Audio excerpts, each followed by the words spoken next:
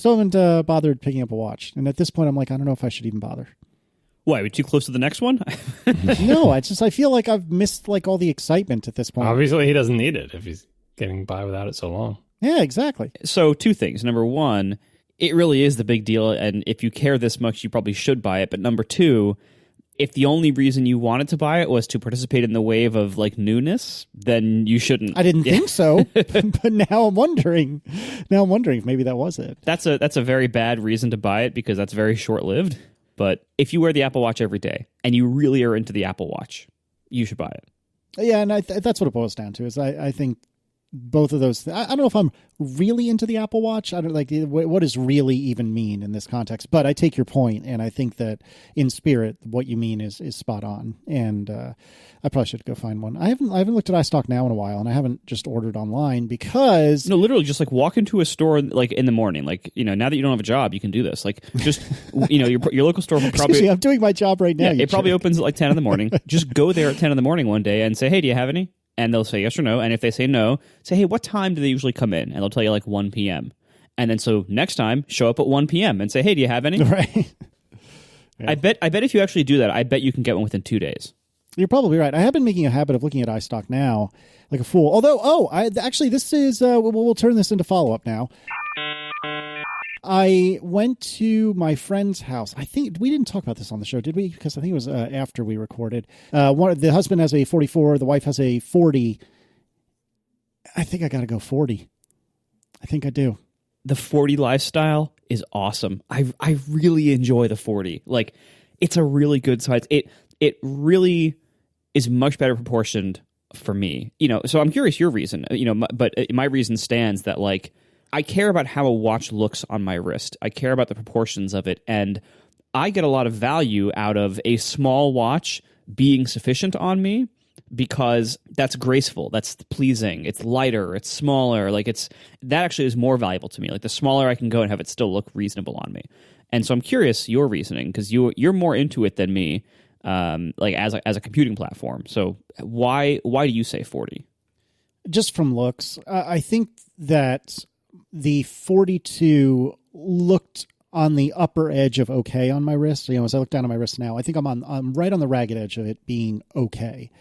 And even though the 44 is only 2 millimeters, and maybe it's all in my head, who knows? But at the end of the day, even if it's in my head, it's not. Like, let's suppose it is. I still got to look at my own darn wrist every day, And if I look at it and go, ugh, then that's not a good thing. And so even though I really don't want to get rid of my bands, which is funny because I only have like 3 or 4, only one or two of which are actually decent, it makes me kind of not sick, but it bums me out to, not being able to use the stuff I already have on what appears to be the same device. Like, I totally understand it. I'm not saying Apple did anything wrong here. But that being said, when I tried on this, my friends Steve and Kristen, when I tried on Steve's watch, it didn't look, it wasn't out of bounds unacceptable, if that means anything, if that makes sense. It's just, it didn't quite look right on my wrist. And I thought it looked fine on his wrist. His wrists are bigger than mine, and so I think that makes sense. But on my wrist, I just didn't think it looked quite right. And I thought that the 40 did look a hint smaller than I would have liked. But all told, I think it looked better than the 44. And I think part of this is just some, I don't know, maybe latent or subconscious angst about me not having the wrists for like a Panerai. Because one of the first times I looked at a watch and thought, damn, that's a good looking watch, was a friend of mine who was a watch nerd, not Marco, surprisingly, because this was years ago. And he had a Panerai, I forget the model, but it's one of the ones with like the weird clasp on the right-hand side around the crown, which a lot of people hate. And I think you're in that camp, Marco, but I just think it looks really cool. I prefer the ones without it, but yeah. It's a cool look overall. Like all of their stuff looks pretty much the same, and it's all a pretty cool look. Although to be fair, the Panerai look is a statement of bigness. Like they are big intentionally. That is the look. That is the style they're going for. I'm glad you said that. That is a perfect way to describe it. And I always thought that, yeah, they're huge and we're just comical on my wrist. Like I tried my friend's on once and it was hilariously oversized. But I always thought to myself, like, and this was even years ago when I was just wearing either no watch or like a crummy Timex wristwatch, that was like $25 at Target, which I loved. And it's actually a very good looking Timex. You're probably thinking of the exact one I'm thinking of, both Marco and listeners. But anyways, I always thought to myself, if I ever fall upon just an absurd amount of money, I'm going to get myself a Panerai and just not care about the fact that it looks ridiculously stupid.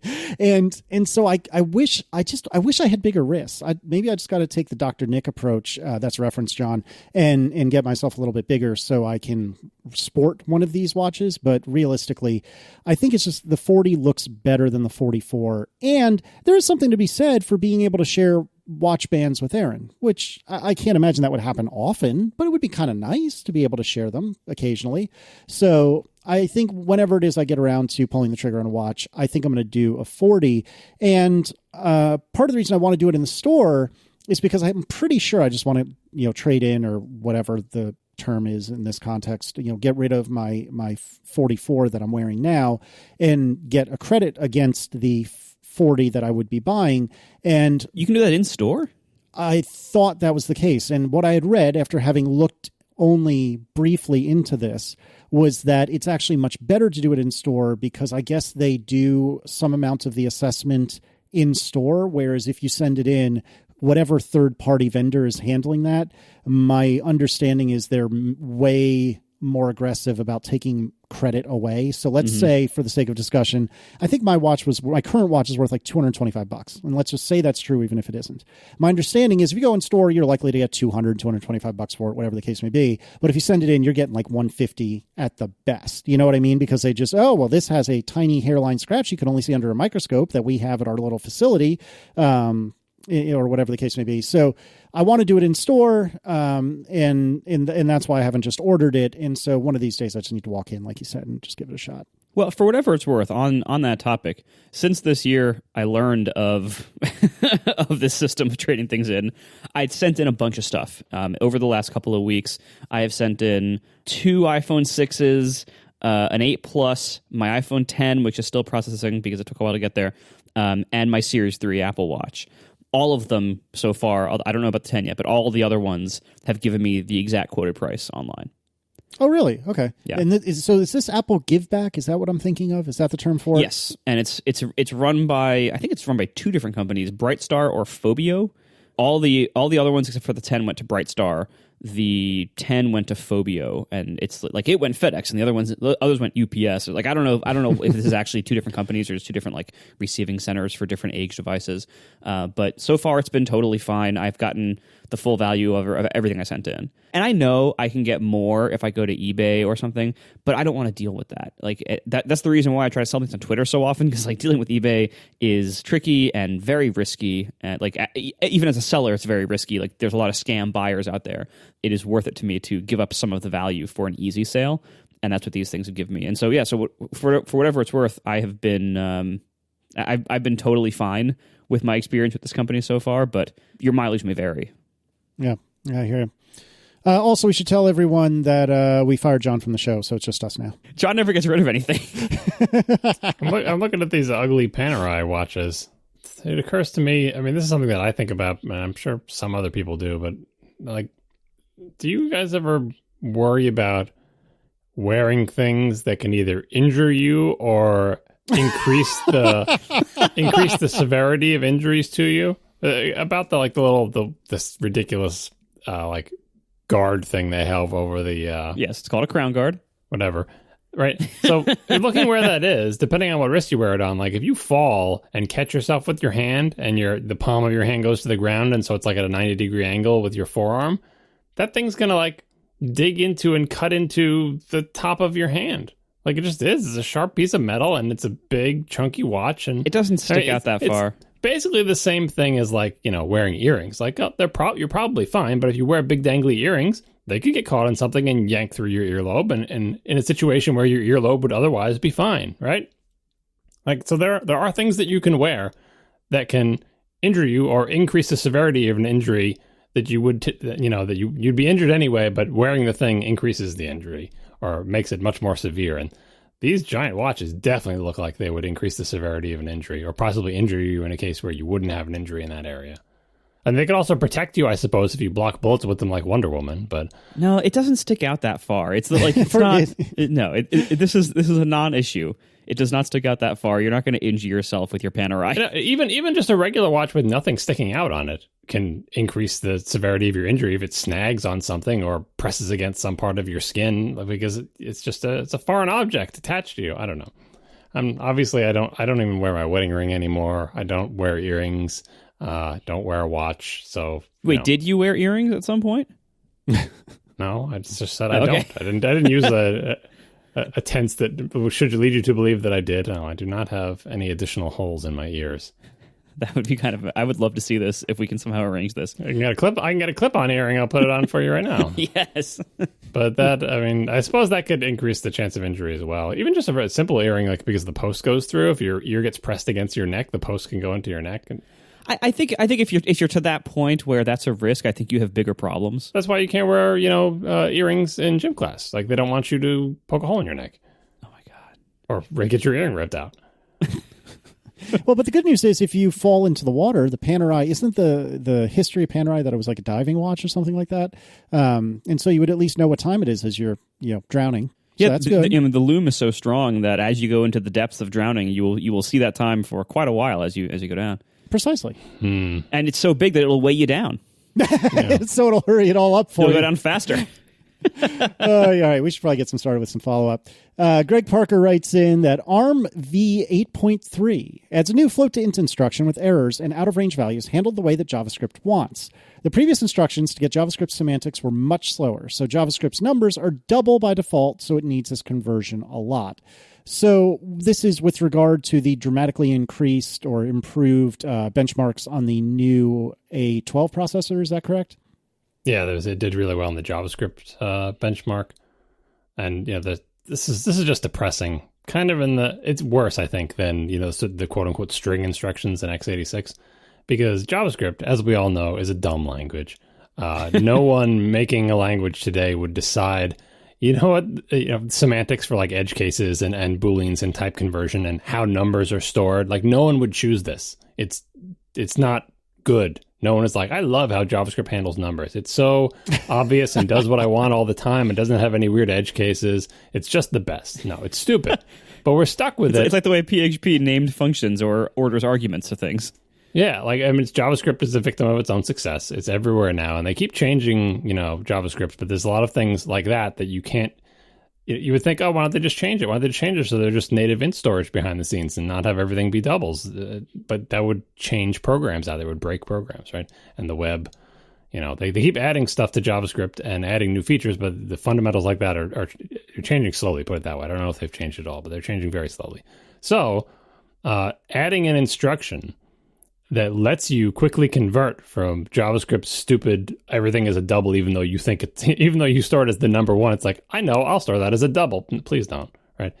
And the whole 53 bits of precision for integers, even though they're 64 bits long. Anyway, there's lots of stupid things about it. But given that JavaScript does this, and you have to follow these semantics, having a CPU instruction that does this conversion and handles it the way JavaScript wants you to handle it in terms of what if I converted and it's too big or too small, underflow and overflow and all of this stuff, makes a JavaScript benchmark faster, because the JavaScript benchmark, maybe a couple of them are doing lots of stuff with numerics where otherwise they'd be spending so much of their time doing conversions from int to float to in and back and forth.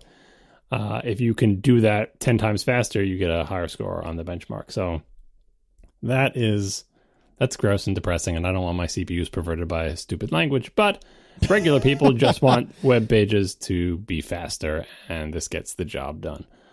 So I suppose, yet more explanation of why the A12 does so well on this JavaScript benchmark, even if it's a depressing explanation. Minecraft is leaving the Apple TV. We're grateful to the Apple TV community for their support, but we need to reallocate resources to the platforms that our players use the most. Don't worry, though. You can still play Minecraft on Apple TV. Keep building in your world, and your marketplace purchases, including Minecoins, will continue to be available.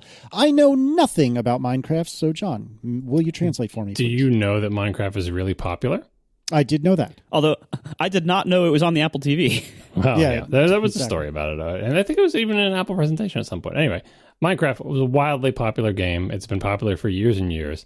And the straightforward hot take on this is, as everyone has said who's responding to these tweets about this, is that if you have a gaming platform where Minecraft feels like there aren't enough users, where you can't support Minecraft, you have a crap gaming platform. Because it's not like this is some obscure game. If Minecraft can't get enough people to play it to justify porting it, like it's incredibly popular, and the people who play it don't demand super high performance or need to have a mouse and keyboard, or it's not a platform exclusive like Apple TV, but they say, you know what, it's not even worth it. It's not even worth it to, like, the most popular game in the world, like before Fortnite probably. One of the most popular games in the world, one of the most popular games ever made. It's not worth their time to be on your platform. And this is after a fairly high profile, even though none of you remember it, coming out and saying, and Minecraft will be on Apple TV. Yay, see, it's a good gaming platform. And notice, by the way, that they're not pulling off of like iOS. Like, I think they still have a phone version and an iPad version. It's Apple TV in particular that they can't be bothered with because not enough people play Minecraft on Apple TV. And this that's depressing. We've talked about Apple TV and games in general on Apple. And you know, I think Apple probably should care about this because it's a big external validation of the idea that Apple TV is not a good gaming platform. Like, not that you need much validation. It's more like a dumping ground for people who have an iOS game and think, you'll probably make an Apple TV port, maybe it'll be okay. But nobody is getting an Apple TV to play games on it. It's just not really a thing. I'm sure people who have Apple TVs might enjoy the fact that they can play games on it. That's different than having a gaming platform, as I think we've discussed in the past. If you really want to break into the gaming business, you can do what Apple did and fall ass backwards into it and say, oh, wow, games, they make a lot of money. Or you can set out to have a gaming platform, which is what Microsoft did. And that involves a lot of giving people a lot of money and losing money over a long period of time and courting game developers, generally doing what Apple's doing with television now, which is like find talent, get them to make things for your platform, market it, and it remains to be seen if Apple will be successful. But that's what it takes, because gaming is the entertainment industry, and you can't just say, we have a platform, now come make great things for it, because that's not how the creative and gaming industry works, because all the other players are out there courting developers and trying to get the best content and getting platform exclusives and paying for marketing and paying for people to bring ports to things. You know, like it's difficult to build critical mass. So Apple is back to its normal position, which is people just seem to love to make games for our phone platform because we have a bunch of users who are willing to spend money on software, and you can build your casino, human nature exploiting, free to play, casinos for children, and we make tons of money off that, and we manage to sleep at night. But it doesn't really require us to do anything other than sell lots of iPhones every year, which is itself a difficult task. But still, it's not. The iPhone is not a gaming platform first, and everything else second, despite games being by far the best seller in the App Store. We are sponsored this week by Mack Weldon, and they make the best underwear, socks, shirts, so many other wonderful clothing basics. I'll tell you what, they can't pay me to say how much I like it. I love it. They can pay me to tell you that it has smart design, premium fabrics, simple shopping experience. Those are all true. They say they will have the most comfortable underwear, socks, shirts, undershirts, hoodies, and sweatpants, and more that you will ever wear. They have a silver line that has silver antimicrobial fabric woven in so it actually eliminates odor and helps prevent you from getting stinky. Those are all true, but let me tell you, this clothing is awesome. They can pay me to say all the other stuff. They can't pay me to say that. This is what I wear the vast majority of the time. Almost every day I'm wearing something, at least one thing from Mack Weldon. I'm always wearing their underwear. I'm probably wearing one of their shirts now.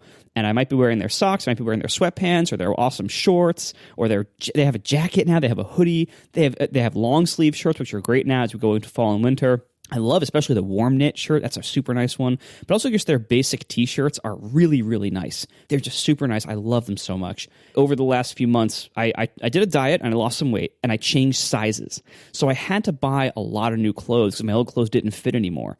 And I bought all Mack Weldon stuff. That's how much I like it. It's so good. I just stocked up with Mack Weldon, all the basic, shirts, underwear, stuff like that. It's so good. It's all I want to wear now. And I wear it almost every day. So check it out, MackWeldon.com. When you enter code ATP at checkout, you can get 20% off your first order. I highly suggest you check these out. If you wear the kind of stuff they make, and you probably do, check out Mack Weldon. Once again, mackweldon.com, 20% off your first order with code ATP. Thank you so much to Mack Weldon for making my entire wardrobe now and for sponsoring our show. Screen time is here, and I have barely looked at it, but I presume one of you has a little more thoughts on this than I do. I put this in here back when screen time was actually here, back with iOS 12 introduction. It's been sitting there, and we've had other things to talk about, whatever. I put it in for a couple of reasons. One, I figure it's a good time for us to check in with our own screen times to see if there's any surprises. You know, I'm assuming we'll have it turned on, and occasionally we look at it. So what do we think about the information we found out there? But the second reason is because I also turned it on for my kids, and I wanted to talk about that. Ooh, this sounds fun. But let's do us first. I thought I was using screen time, but until last night when I was trying to figure out why my settings has the 1 indicator on it, I didn't actually have it turned on. So I just turned it on last night, so I don't really have useful data yet. Most use for me, the Plex beta, because that's how I've been watching a couple of things here and there, like before I go to sleep. Tweetbot, Messages, Instagram, Safari, Facebook. Surprisingly, wow, I didn't really think I looked at Facebook that much, huh? Mm-hmm. And Mail. 90 pickups a day, 1,005 notifications. This is last 7 days, 500, maybe more, or more than 500. I don't know. It just says 500 messages notifications. That's my most. 182 mail notifications, which has been on my to-do list to crank that down even more than I already have. My garage door opener getting pissed off about everything. Like, hey, the light turned on, the light turned off, the garage is open, the garage is closed. I got to turn that down. Instagram, our baby, she pooped, she peed, she ate, etc. thing, ESPN, and Slack. So no surprises for you except for Facebook, which you didn't think you were using that much, but showed up in the top 5 or whatever. 1, 2, 3, 4, 5, the top 6. But yes, that is an accurate description. Time per day, it's hard for me to tell. I don't know. Well, Tuesday apparently was 6 hours, which seems pretty aggressive. But I don't know. Yeah, I the only thing I'd say I can definitely glean from this is that I spend a lot of time on Twitter and Messages, which I knew, a fair bit of time on Instagram and Safari, which I knew, more than I thought on Facebook, and I get a lot of text messages. What's interesting to me is that mine is, I mean, even though I have very small, number of values here, but it's breaking down individual websites in Safari, and they look like apps. Yeah, if they get up to, like, it'll do if a particular website you're on for a significant period of time, it ranks that website right alongside everything else. It still shows your Safari total, though, which is handy for the kids' stuff to find out which websites they're on. So I can't say, other than Facebook was, 58 minutes in the last 7 days, which is not egregious, but more than I thought, to be fair. But anyways, other than that, I wouldn't say there was that much that was really too terribly interesting. Well, I've been watching, I use my iPad a lot, and I've been watching TV shows on it. So, like, Hulu is by far my number one because they just, like, binged an entire season or something. And Netflix is, like, in third place. And Twitter is the top I'm watching video app. YouTube, surprisingly, is, well, I guess not that much. 1 hour over the past 7 days of YouTube. But it's video, So I do watch, I don't know how to split this up by device, but this is all devices. And I can tell you that all the videos on my iPad. Other than me watching TV shows on my stuff, I think I'm using my devices less than you. My average pickups per day is 17. Oh my God. You basically never touch your phone. You gotta get out of that whole pouch and everything. It's a big ordeal. That's true. This is the phone and the iPad, remember. It's not just the phone. What do you do? You really do love the Mac, don't you? And then my notifications per day is 29. And almost all of those are from Nest. Again, with the security camera stuff of noticing the light moving across the room, or oh God, do the Nest engineers who design these, like, sensing notification movement kind of things, do they not ever test it in a room that has a window? Most of the time I get it as not the sun by itself, but like a branch with leaves on it swaying in the wind in front of the sun, making it like flicker and move. But I think most of these notifications are your Nest Cam thinks it hears a dog barking, and it's right, it does. My dog is barking. Sorry, neighbors.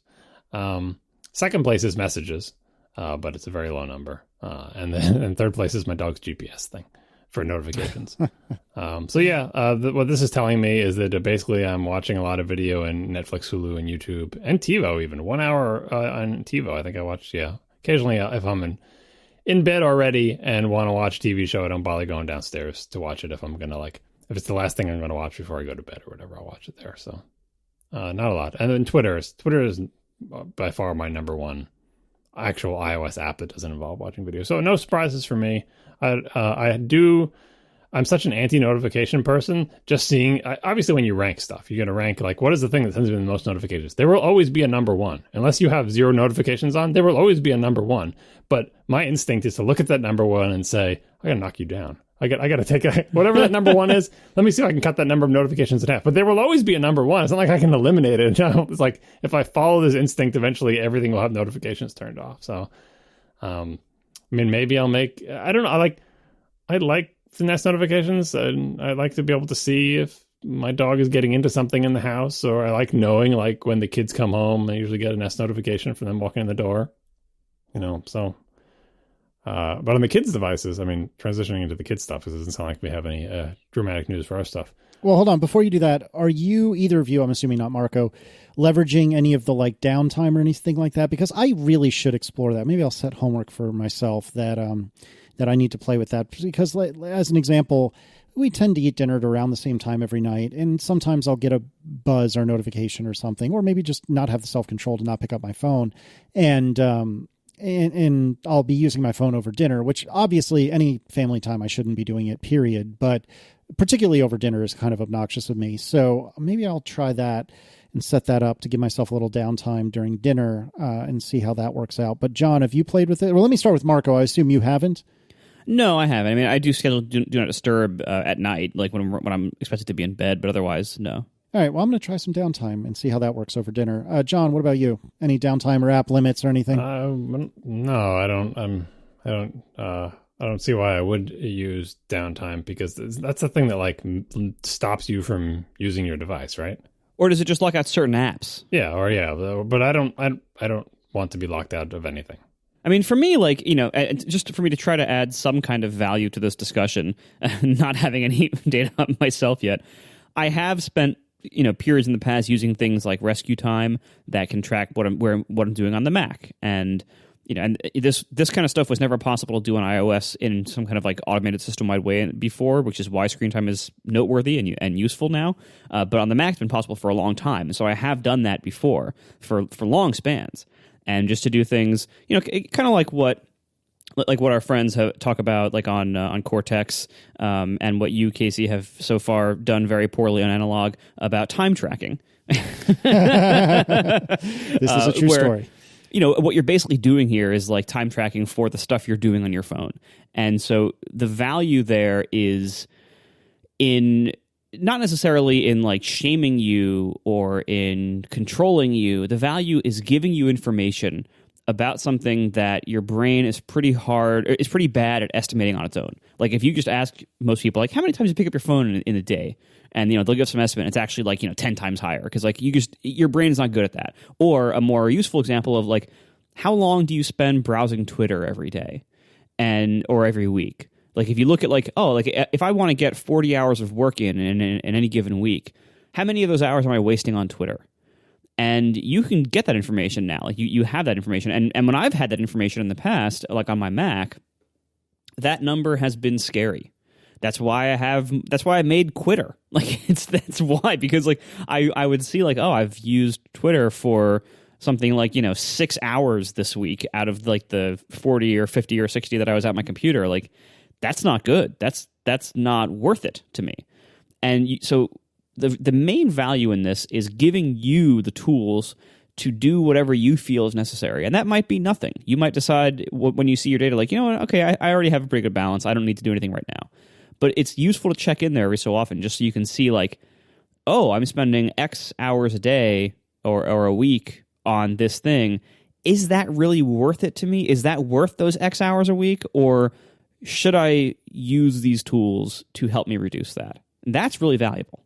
I would have guessed way more than 70 pickups per day. I don't know if this thing is broken or what. I mean, every other number looked accurate, but I don't know if it's counting my pickups quite right. I feel like I don't know. Maybe if I added them up, I take out my phone more than 17 times today. I don't know. It's difficult to tell. But anyway, downtime, yes. I use downtime on the kids. How'd that go? It's things that stops you from using your thing, and you can make exceptions for applications and stuff like that. But no, I don't use that. Do not disturb is, the feature that I love, because Although I have to sometimes remember that it's on iOS 12 is kind of obnoxious with this banner. Every time you have Do Not Disturb on, this giant banner is on your phone every time you look at it, just so you know. Like, it's on right now, so let me see what it looks like. It's like I find that great, honestly, because it prevents you from leaving it on without realizing it's on and missing everything for like a day. Well, but that's the thing. Like, time, I don't know why everybody doesn't do this. Time to Do Not Disturb. This is my recommendation for everybody who's listening right now. Set scheduled Do Not Disturb. Pick hours, like be conservative if you want. Say, I don't want to be disturbed from 2 a.m. to 5 a.m. Maybe start with that if you're afraid, I need to be reached all times. Just pick some times of like, after this hour I don't want to be disturbed, and before this hour I don't want to be disturbed. And just set time Do Not Disturb for that time.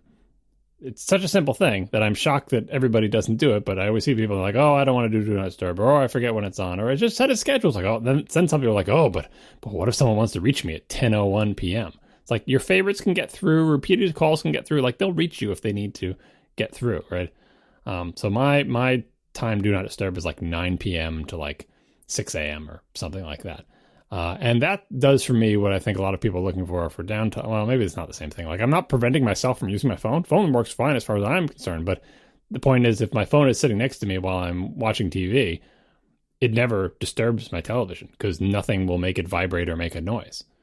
Which is kind of annoying to other people who live with me because occasionally my wife or my kids will text me from upstairs. My kids will text me, not text me. Well, I'll get the notification from them that they want to buy an app or download an app or extend their downtime, which we'll get to in a second.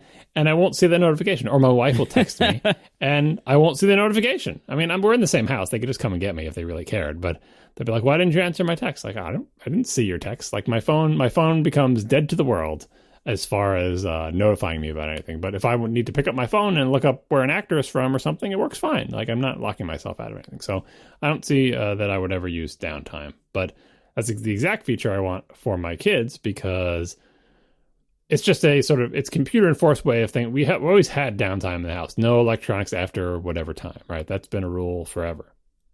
But the problem is if you're not on top of them, they're always trying to eke out that extra 2 or 3 minutes, or they're like, oh, just let me finish this thing that I'm doing or whatever. And it's a constant battle. And you can shortcut that battle and not fight over those extra 2 minutes, or whatever, by just having the computer do it. And there is a handy feature, which they all quickly discovered, which you can ask for an extension. So if you're in the middle of watching something and the big scary downtime banner comes over at precisely, 9 p.m. or whatever, they can press a button on the screen that says ask for more time, and we'll get a notification that says, so-and-so would like to have 15 more minutes of YouTube or whatever app they're using. Like it's specific to that app. And you could say yes or no. Unless your phone isn't Do Not Disturb, in which case you don't see the notification. You have to wait for them to come whine in person, which is fine with me. Like, good, take the stairs. It's good exercise. So we did that. Like, there's a couple aspects of the game. I did that. I also wanted to see what they were doing, like to see their graph of like how much time they were spending in each app. Not that it was surprising. Guess what? YouTube is really popular with both of them. Websites they're on, which was interesting and led to some interesting conversations. But it's not. I'm not like poring over their entire history or whatever. The screen time stuff or the downtime stuff was very upsetting initially because they didn't like the hard line nature of it, especially before they discovered the extension. They didn't like the idea that it precisely, when the hour ticks over, whatever, the precise time, there's no ifs, ands, or buts. Doesn't care if you're in the middle of something. Doesn't care if there's only 1 minute left on the show that you're watching. It just doesn't care. So now, did you tell them beforehand that this was going to be a thing, or did you just turn it on and let them, I told them about the feature of iOS 12 when it was announced and have talked to them about it previously, gleefully saying it's coming, but I didn't tell them the day. They knew I was upgrading all their devices. I didn't tell. It probably caught a couple of them by surprise despite the fact that I was been talking about it, but they didn't know exactly when it would come. A couple of them? How many more are there? My son got annoyed by it. My daughter quickly adapted and shifted into just asking for extensions. And I don't know. They'll live with it. It's fine. Like you can. The tricky thing is before they had the extension thing, my son is like, I need to do my homework. I'm like, fine, I'll disable it for you. So I disable it, but I didn't realize that I had permanently disabled. Like I thought it was basically snoozing it. And so the next day he's using his device past the deadline, and we're like, did you turn it off for his thing? So I turned it back on. But I think now we're just settling it. We can, you can adjust the time, and there are negotiations. It's not like it's a thing that we were doing anyway. It's just an additional tool to make that interaction easier because for whatever reason, the kids are more accepting that the computer is doing it to them than if I came and hardline said, "Up, it's 9 p.m." Like, because I would do that, and then it's an immediate negotiation and whining and annoyance or whatever. Where if the screen just blanks over, then it's on them to say, "Do I care enough about watching the last 2 minutes of this thing to go down and whine and beg or ask for an extension?" Right? Or do I not care enough? Like, they have to come to me and say, "I want." It puts the burden on them to do it. And it's just the path of least resistance is like, I wasn't doing anything anyway. I was just, farting around on YouTube, and they'll pick up the video right where I left off tomorrow morning or whatever when I look at it. So, I think that's mostly settled in fine. I do like seeing what they're doing. I'm doing, again, screen time isn't the first time I'm seeing what they're doing. I always look what they're doing on their devices, which they hate, but it's part of being a kid, is your parents get to know what the heck you're doing on the computer all the time. What video are you watching? What websites are you going to? What is this about? I've seen, like, I'm always watching in real life. And I think they prefer this because at least then I'm not over their shoulder to say, "Hey, what's that video about?" They hate when I do that, but that's parenting for you. You have to actually be aware of what they're doing. Little birdie is telling me that you're downplaying how perturbed your son was when this all landed. Yeah, I mean, I know, but like, it's I don't want to throw any kids under the bus. It's just it's tough being a kid, right? We all make adjustments. Like, I ended up adjusting my son's time to be a little bit different than my daughter's because he's older, and to recognize the fact that he has less time for leisure because he does like sports after school, right? And then he's got to do homework, right? And so the adjustments have been made to make it reasonably equitable, so they can get in their minimum amount of YouTube time. Although they really don't have a case. When I look at like the YouTube totals for the week, and he's like complaining like on a weekend when downtime kicks in, and like, "Oh, you only watch 6 hours of YouTube today," which watching YouTube is like a thing that your parents would say to you, like playing Nintendo or whatever. Like, watching YouTube is not a thing. He's watching video, right? If he's watching a television show and he's watching a season of a television show because there's a season of a television show on YouTube, which is a thing. It's like, "Oh, you're watching quote unquote YouTube." It's just like watching TV or movies, only or like what I did, binge watching like a sci-fi series on Hulu or something. The fact that it's YouTube doesn't change the fact that he's essentially watching a TV show, right? So it's not that ridiculous. Although a lot of it is of course watching Fortnite videos, but I watch a lot of Destiny videos too, so I can understand. Anyway, it's mostly working itself out.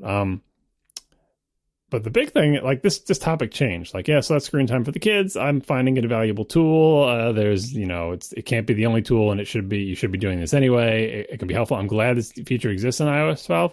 But now this topic suddenly changes, unfortunately, for people who don't like hearing us talk about bugs, to a story about how screen time has decided that it's no longer interested in performing one of its major functions. So if you have a family in iCloud, which I suggest you do because there's lots of cool features to come with it, and you make a family, you put the members of the family, and you put the kids in, and you have the adults, and I think only one person could be like the family manager, which just lets you add them. Anyway, when I go to screen time on any of my iOS devices, I see all my info, and then if I scroll down, there's a section called Family. And it shows my two kids, not my wife. She's also a member of the family, but it doesn't show her. So I see my two kids, and they're in a little section on their own, and they have a little, rightward facing arrow. And it used to be when I would tap on one of them, you see a screen that looks just like your screen, where it says downtime, app limits, allowed apps, content and privacy restrictions, include website data, all the same things that you see on your own. And that's where you can set what the downtime is for that kid, what the app limits are, which is nice. I excluded apps like, by default, like maps and messages are excluded. I excluded like FaceTime, and I excluded a whole bunch of things that are reasonable. Basically, if I could blacklist it, all it has to do is blacklist YouTube, and I basically destroy their devices as far as they're concerned, right? And content and privacy restrictions, you can not let them, rent, rated R movies. Although for the longest time, when you have a family, if a kid wants to buy something, they can't buy anything. They can't even download free stuff without it sending a notification to one or both of the parents' accounts and saying, Kate wants to watch the movie, whatever, and you can see information about the movie. You can approve or deny. That feature has been there for a while. It's not a screen time thing, but that's definitely a cool thing. If parents don't know about it, you should definitely, there's another reason to put people into a family. You definitely enable that. You basically know that there's no way your kids can download anything onto their devices without you approving it. Again, even if it's a free app, especially if it's a free app, because like these free-to-play games. Anyway, at the top, it says screen time. And it's got an all devices thing because they both have like phones and iPads at this point. And in theory, if you tap on all devices, you see it today in the last 7 days, there should be a bunch of graphs there, just like there are for us. But instead, what I see is underneath all devices, it says, as this device is used, screen time will be reported here. And if you tap into all devices, it today says nothing and the last 7 days says nothing. This worked fine for like the first 2 weeks of iOS 12. And then for the past 2 weeks or so, there's just no data. As this device is used, screen time will be reported to you. I assure you this device is being used. No, they have not disabled screen time on their devices. Their devices are all set up fine. You can look on their devices and see the info. They're all set up to share with iCloud. Like everything, all the settings are correct. Nothing is disabled. They haven't somehow circumvented it or whatever. Just both of them one day just disappeared. So now this feature that used to work is now entirely non-functional. I can't see any screen time information for any of my kids anymore, despite it working for like multiple weeks. So that kind of annoys me because it's one of those things like, well, what do? I pull to refresh, I tap, I turn screen time on, and turn screen time off. Like, I don't even know what to do. I tried all the things. Like, I'm not going to delete the family and then recreate it because that'll destroy a million things.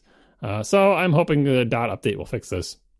But this is pretty frustrating that a headlining feature that I was actually enjoying decided to just stop working, and not entirely, because again, I can go to their devices and look it up on each one of their devices. But the whole point of this is, as the family adult or whatever, I should be able to look at it on my devices, and they're all listed here. I just can't see any information about them, so I find this very frustrating. But aside from the bugs, I suggest all parents look into making a family with your kids.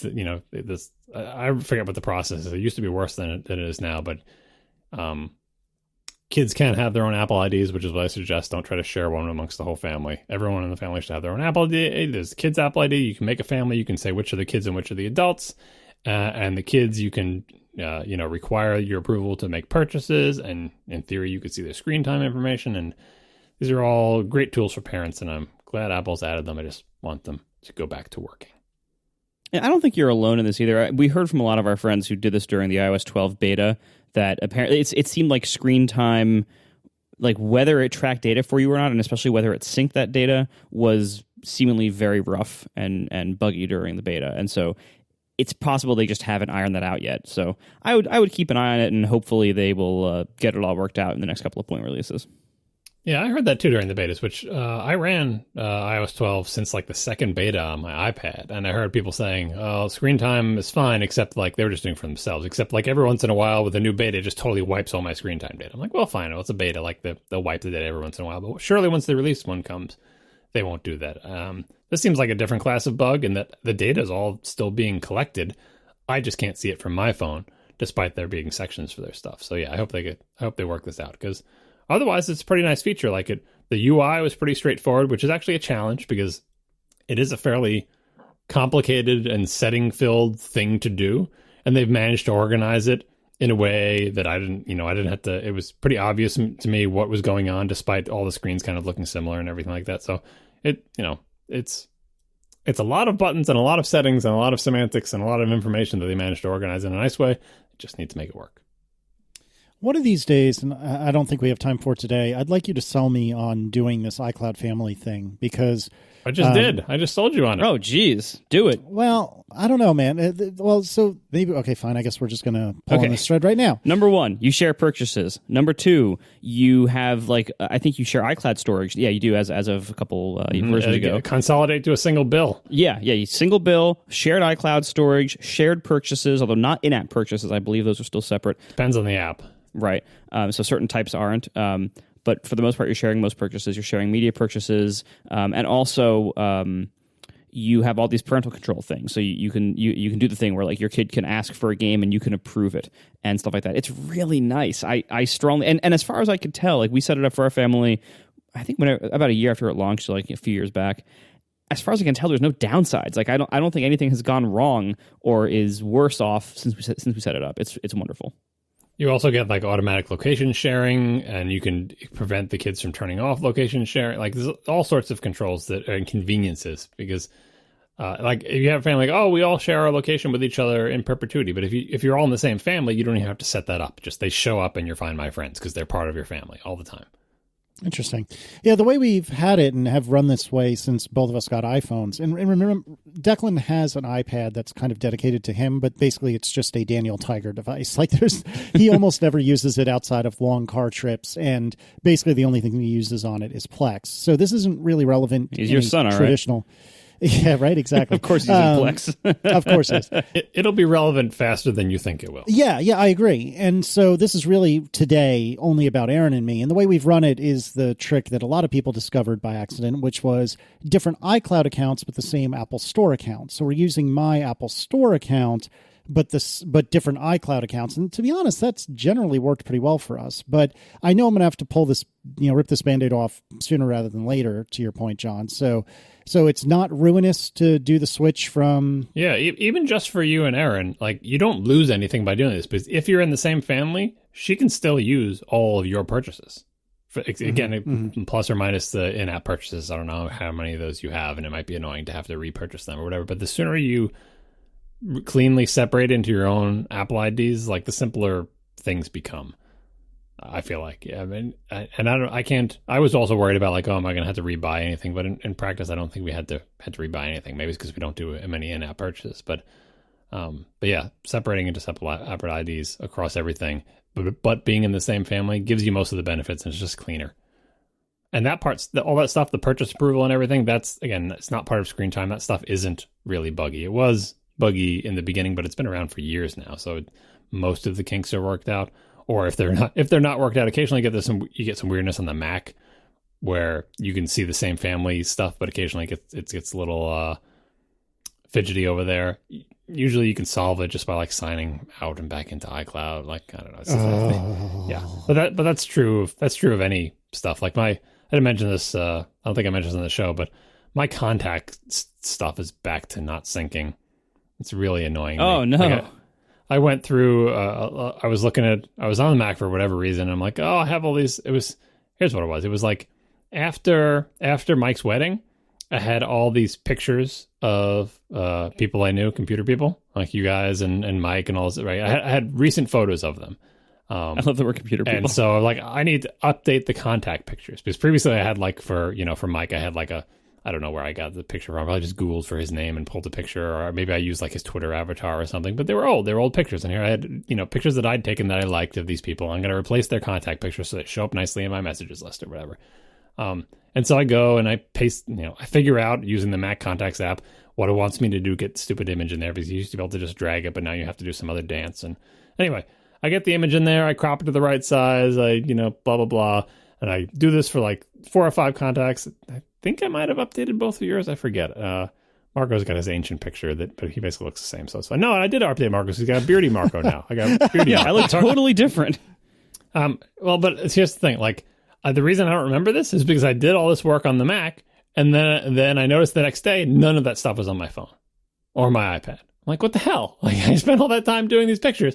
And so then I'm going back to the Mac and, like, turning off contact syncing and turning it back on and just trying to, like, do anything I can to, it's just, I cannot get anything I do on my Mac to appear on any of my iOS devices or on any of my other Macs. I haven't tried it in Mojave yet, but it continues to frustrate me. Like, there's, like, nothing I can do. There's no, like, please sync it now. Like, see this contact image? I'm holding my phone next to the screen. It's the same contact. It has the different image. It's the old one. Same thing with it changing any other contact info, like adding a new email address or phone number. It's very, very frustrating. And I felt like, aren't we past this now? Can't we get contacts to sync successfully every once in a while? My computer just says no. Maybe it's because it's too old. Yeah, you should get a new one. No, this is my wife's computer. It's a 5K iMac running Mojave. Everything is latest everything. I feel like there's no excuse. Oh, sync is hard. That's a big excuse. Sync is really hard. I just want something to happen. I want to do something on my Mac and see something happen elsewhere. Put it in a duplicate contact. I don't care. I just want to see something happen to acknowledge I'm doing. Especially, I spent so long, like, carefully finding all the images and cropping them and being careful not that they're too big, as it chokes if you just, like, take a giant, 20-something megapixel image and chuck it on the thing and try to crop it to the head. It freaks out, right? So I'm making small versions of things. In the end, because I had done it once and it had annoyed me, the second time I did it, I made a little folder full that I call contact photos, and I put the contact photos suitable for dragging into contacts in that folder, and then I put it in my Dropbox. So the 900 other times I try to do this, I have a ready-made bin of all your heads that I can just throw onto stuff. Let me look on I haven't looked lately. This was actually it was actually pre-Mojave, but I haven't looked lately to see what my contact situation is like. Let me see. Is Marco beardy? That is the question. Hey, I got beardy Marco. I think it's because I did it on my phone as one of my 9th or 10th times. Yep. I think I used the one that you have for your Twitter avatar picture, maybe. You took that picture. I took all these pictures. They're from my photo library. But yeah, I was pulling pictures from my photo library. I think I just happened to pick the same one that you picked from like WWC or whatever. Yeah, it's frustrating. And the main reason I'm doing that though is because you ever get that thing where like, I don't know if you guys run messages on your Mac a lot, but I do because I'm a guy. And the window just sits there. Right? It's just sitting in the background, and every once in a while you look at the window, and along the left sidebar of the thing, you'll see the avatar image of all the people you're talking to, or the last 5 or 10, or depending on the size of your window, the people you talk to. And first of all, if one of them has no icon, they're just like the silhouette. That looks bad. And you're like, oh, that person needs an icon. Like, why doesn't that person have an icon? I've known that person for 20 years. They have no icon. That's bad. And second of all, if you look at it and it's like a picture of somebody, it's like a bad, blurry picture it's like 64 by 64 pixel image stretched out and looking all gross. It's like their AIM icon from 1993 or something. You're like, I need to fix that. And it uses the contact images. So then you go to their contact and you add a picture. And what you want is a messages list that you look at and you're like, yeah, I recognize all those people. And those are the people I talk to. And they look nice. And, so that's what motivates this. My anal retentiveness to want to have a pleasing sidebar, partially inspired probably by like all my screenshotting and OS X reviews, that you would never take a screenshot where the sidebar didn't have like beautiful professional photos of everyone you're communicating with. Oh yeah. And there's no like embarrassing message. That's the thing that annoys me about messages. Next to the avatar, it shows the name and the date, and then it shows the last line of text that was in that conversation. But the last line of text may not have been spoken by the person whose image is there. It may have been the last line you sent to them. Oh, yeah.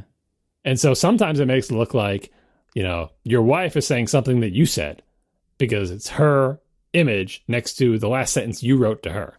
So it's still not a great interface. Anyway, everyone's got pictures on my stuff. Well, but you can collapse that though. You can get rid of the whole sidebar, but like no. You can go to just icons. So it's just heads. Yeah. What kind of monster leaves the like one line of most recently said? No.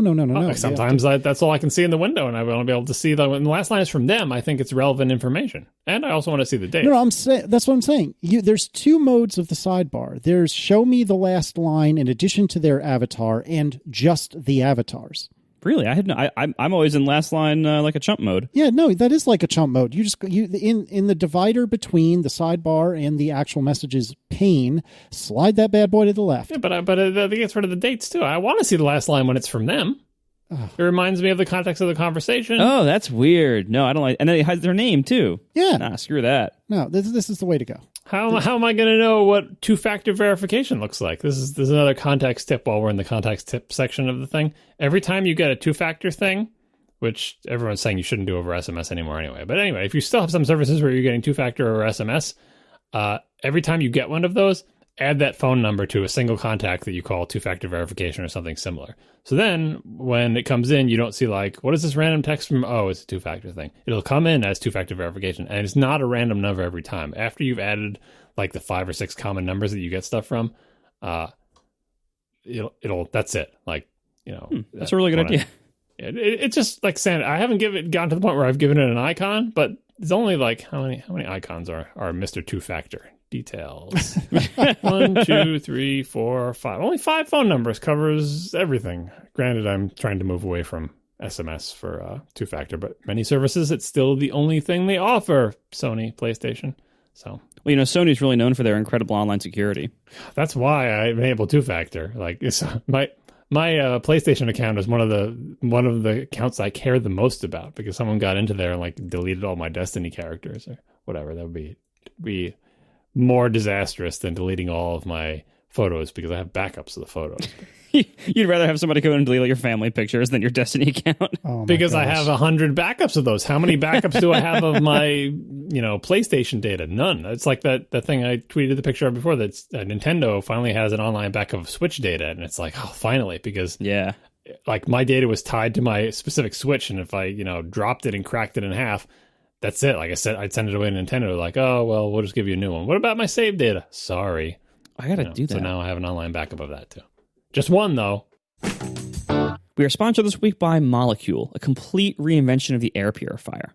Now, HEPA filters have served allergy and asthma sufferers well. They were invented in the 1940s, and they were great for the time, but we have better technology now. Molekule uses photoelectrochemical oxidation, or PECO. This is nanotechnology that can eliminate allergens, mold, bacteria, viruses, and airborne chemicals up to 1,000 times smaller than what HEPA filters are able to capture. And this makes a meaningful impact for asthma and allergy sufferers. They did a study of 49 allergy sufferers at the American College of Asthma, Allergy, and Immunology, and Molekule's technology provided dramatic, statistically significant, sustained symptom reduction within a week of use. These results have transformed lifelong allergy and asthma sufferers' lives. One customer even said she was able to breathe through her nose for the first time in 15 years.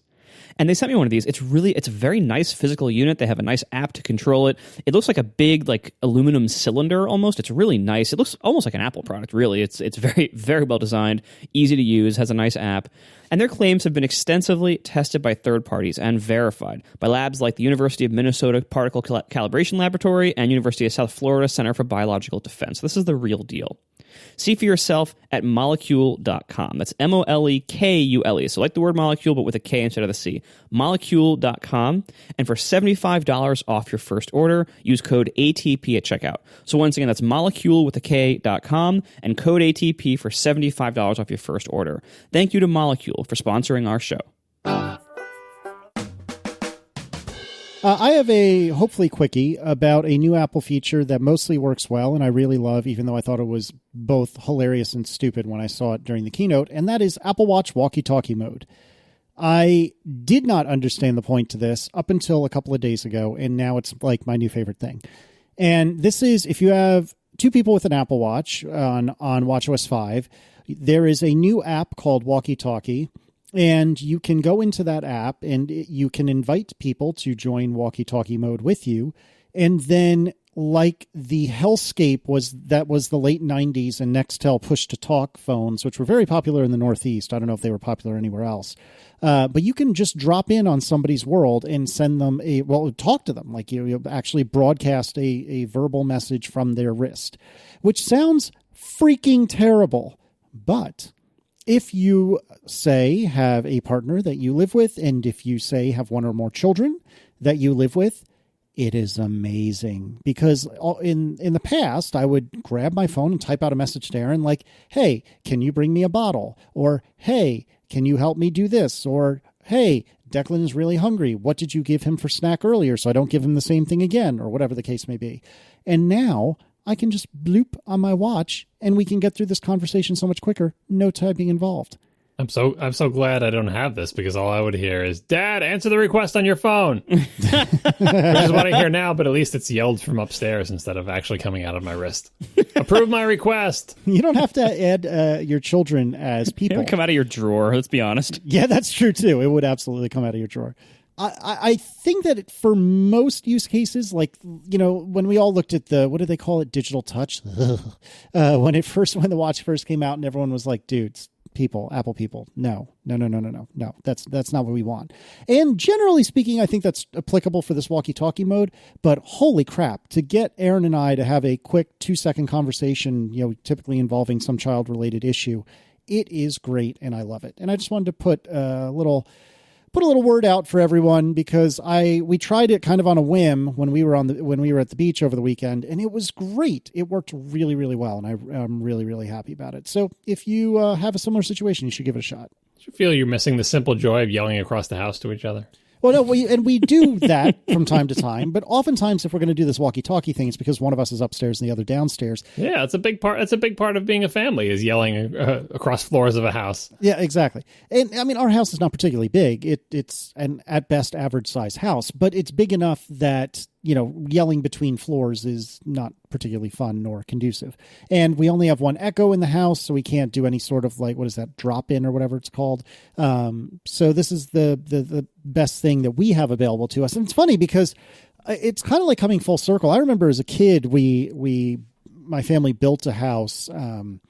Gosh, how old was I? Maybe 8 or 10 or something like that. And it had one of those in-home intercom systems, which were super popular in the day. Oh, those were so fancy. They were so cool. I was just about to mention this. So I was going to mention it in a very unflattering context, though. It was so cool, but they were pieces of trash. But it was amazing because you could play FM radio throughout the house because that's what people wanted. But anyway, I just thought we had made it as a family. And again, our house was not particularly large. It was an average sized home, but we built it and we had our little intercom system. And I think we also had a urinal in the basement, which was amazing. But that's a story for another day. Anyway, the first time anybody's ever said a urinal is amazing. I'm telling you, put one in your house and see what you think. They are amazing. See what you think. But yeah, so having that intercom we thought was the coolest thing in the world, and it lasted like a month. I love that you had the intercom. It's like that was like the coolest thing in the world in like 1992 or something, and like it's exactly what I'm talking about. No, it's not. So it's not a 90s thing; it's an 80s thing. So the thing that's relevant to my life that I was going to say about that before Casey even began that story was like that the house that we run on Long Island was renovated in the 80s. So Long Island house renovated in the 80s by rich people, right? So it has, of course, it has an in-home intercom. It also has central vacuum, and it also has. Yes, I was going to mention central vacuuming. That's another good one. I was going to say, like, I had this one rich friend who had all this stuff, and among the two things I was going to mention were the intercom and the central vacuuming. Yeah, well, there's actually a third one, which I think might be part of the intercom system, but it's also I don't know if it was Bang & Olufsen, but it was similar. It was like built into the wall, a dual cassette stereo system. Like it built into the wall, like flush with like a wood grain thing or whatever. I think it might have been part of the intercom, but they have one of those too. But here's the thing about the intercom, the whole house intercom. The way it manifested itself throughout the house was, because it was like you'd push a button and talk and you could hear this. It was like terrible quality. It was RF or whatever. It's like, I kid you not, 16-inch by 16-inch square fake wood panels. They're huge. Yep, they're bigger. They're bigger than 12 by 12. They're probably 16 by 16. They're plastic slats like blinds or whatever. Like I don't know what are the horizontal blinds called made out of wood, but it's plastic with wood grain on it, and it's a big square, and then there's a circle inside the square that's this gigantic speaker. It's like bigger than a subwoofer. It's like the biggest supposed speaker. Inside there's probably this teeny little 4-inch speaker thing in it. And then all these buttons lined up on it, and you'd talk across the house. Now, my family was a rich family in the 80s, but not quite that rich. So we bought from Radio Shack these little realistic home intercoms things. This vaguely rings a bell. They were beige. They were like maybe like as big as an iPhone XS Max. But of course, 7 times as thick. And they had a big button on them, and you would press the button down and you would talk, and it would broadcast into horrible fidelity throughout the house in theory. And there was the idea to stop us from yelling through the house, but the sound quality was so bad, and you'd end up yelling into the intercom, and you could hear them like not on the intercom. I don't know why we kept them for as long as we did, but we did have them in the house, and they're mostly useless. We've never used them ones in the vacation house, but they're there. So, I mean, this is the the most pathetic contest ever. But my rich friends' intercoms were fancier than yours because it was basically a phone system. It was like an office phone system. Like each room had a wired like office phone in it. Basically, even like the kids' bedrooms had wired office phones in them, and you could use those. So because everything was wired over the phone system, it was perfectly clear, just like an office phone would be. Yeah, the cheaper ones are RF. Yeah, they were bad. A user in the chat says, I was born in 1991. What the hell are they talking about? So the intercom system, imagine there was like this big control panel typically in the kitchen, which was like literally 2 or 3 feet wide and like a foot or two tall, where you could speak into it, and not actually that little per John's conversation, but comparatively little boxes in every room would wake up and broadcast the message that you just said in the kitchen. So a great example of this is mom or dad says, hey, dinner's ready, come downstairs. So you walk up to the intercom box, which is massive, and you hit a button, And you say, hey, dinner's ready. And then all of the rooms in the house get that message. Hey, dinner's ready. And that was extremely cool in the apparently anywhere from as early as the 70s all the way through the like early to mid 90s. They were typically pieces of garbage. They typically, toward the end of the era, would allow you to do FM radio, like I was talking about earlier, so you could put on radio throughout the house. And these were the crappiest speakers known to man, so it sounded hilariously bad, probably no better than an iPhone, if not worse. But they were a sign of someone that was typically at least slightly well-to-do. I've never seen the kind of intercom system you're describing. I've never seen it. I've only seen the one at my friend's house that was basically an office phone system installed in their house. I put a link in the chat room to. It's not the exact one that we have, but it's a similar design. Oh, I remember this. Yeah. See how big that is? Like, yep. Oh yeah. Yep, I hear it. And imagine a panel that size in like every room. So the central vacuum, what that is imagine you had like this big tall canister somewhere, typically a basement or a garage, and then you had it's called a vacuum. Hoses. Yeah, it's called a vacuum. Who knew? But no, it's larger, or at least the one we had in the house that I kind of sort of grew up in, because we had central vac in that. We did not have an intercom. Had a central vacuum. We did. But anyways, so there's hoses running throughout the home, like you don't see them; they're in the walls, but all running back to that vacuum. So you could plug in. So you take a hose and you can bring it to any room and plug the hose into the wall, and suddenly you have a vacuum in that room. And it actually is very cool. Yeah, you basically have like outlets that suck. Yeah.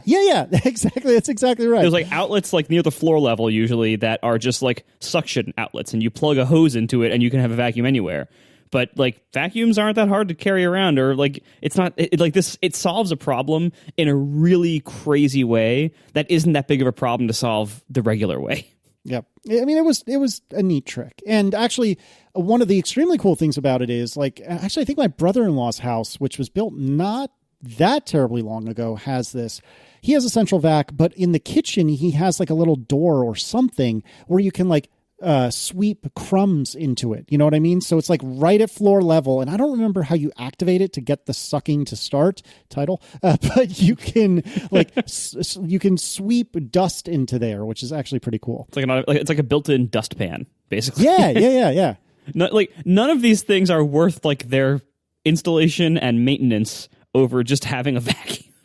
That's true. Here's the miraculous thing about them, though. The fact that they continue to work at all, because all of the like home automation crap that we're installing now or that people installed like 5 or 10 years ago is not going to work, when they're 20 years old. But here's this 1980s stuff that's 20 years old or more. I mean, it's still just as bad as it ever was, but it continues to function. Like RF continues to be just as bad as it always was. The size of it becomes more and more hilarious, because now, again, Casey, we got into this because Casey is talking into his wrist at higher fidelity than these gigantic, panels in every room of the house. Yep. And I don't think it's like Bluetooth or anything like that. This is getting carried over the internet, if I'm not mistaken. So, yeah, it must be, because I was walkie-talking with Stephen Hackett very, very briefly when this all first came out. So, yeah, this is going over the internet. I could talk to Memphis from Richmond more clearly than I could talk from the downstairs to the upstairs in a prior home that my family owned. Not if you yelled. That's right. Yelling is quite clear. Mm-hmm. Touche. We are sponsored this week by Betterment. Outsmart average. For more information, go to betterment.com/ATP. You're not the average investor, so why settle for the same old average investing? Betterment is the smart way to manage your money for those who refuse to settle for just average investing. Betterment gives you cutting-edge technology combined with human expertise to help you make more from your investments. Unlimited expert advice is designed to help you make smart financial decisions whenever you need it. And they offer bonuses like tax-efficient investment strategies if you want those, to give you an edge. All of this is brought to you with low, transparent fees. Betterment can help you plan for retirement, reach your financial goals, and just generally make the most of your money. And if you have any questions along the way, Betterment offers constant access to information and tools that allow you to track progress towards your goals, so you can always feel like a smart, savvy investor. Don't settle for average. Demand better with Betterment. For more information, go to betterment.com/ATP. And if you sign up today, ATP listeners can get up to 1 year managed free. Investing involves risk. Once again, for more information, go to betterment.com/ATP to get up to 1 year managed free. Betterment. Outsmart average. All right, let's do some Ask ATP. Bastion and Inuk. Are we really not going to talk about the Bloomberg thing? No, just listen to Upgrade. You'll be fine.